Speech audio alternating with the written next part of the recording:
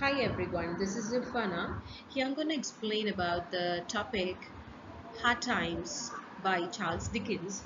Here I'm going to explain only the two lessons, two chapters, that is chapter 11 and chapter 12.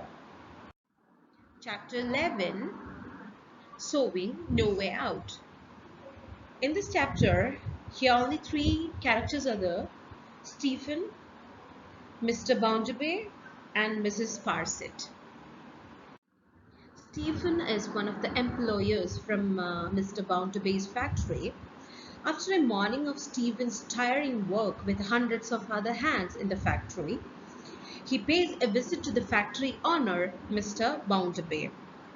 Mr. Bounderby is at home and he is eating a rich lunch.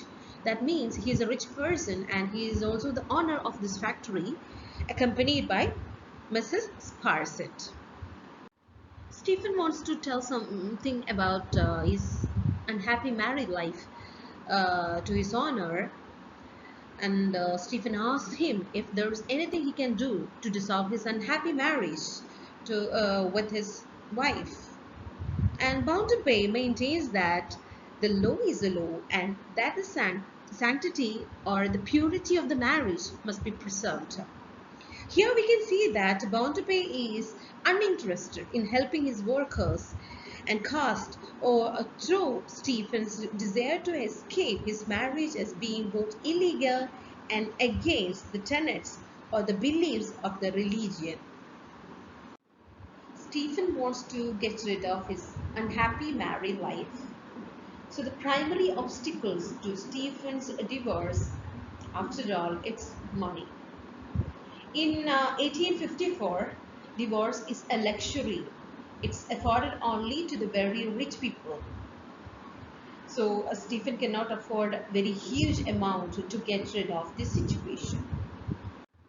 Mr. Bounderby's conversation with Stephen illustrates that two sets of laws exist in England, one for the rich and one for the poor. It also underscores the deep divide between classes and also tells the hopelessness of those who without money.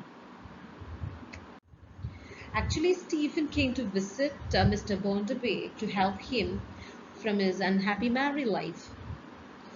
But Bounderby refuses to give Stephen any help in what he describes as Stephen's unlawful and unholy quest to leave his marriage. And after that, Stephen signing and depart from Bounderby's residence.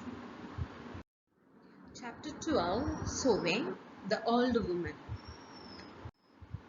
As Stephen is walking away from Mr. Bounderby's house, he meets an old woman who neatly dressed.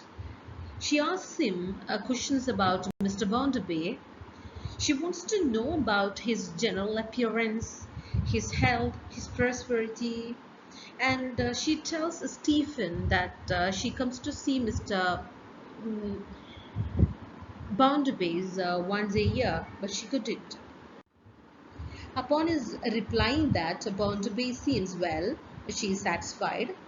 She walks with him back to the factory. When they arrive, she marvels at the looms and seems to think Bounderby's factory must be a marvelous place. As the day ends and Stephen finishes his shift, he thinks longingly about Rachel, his wife, and how his unhappiness would disappear if only he were free to marry her. Thank you. That's all about these two chapters.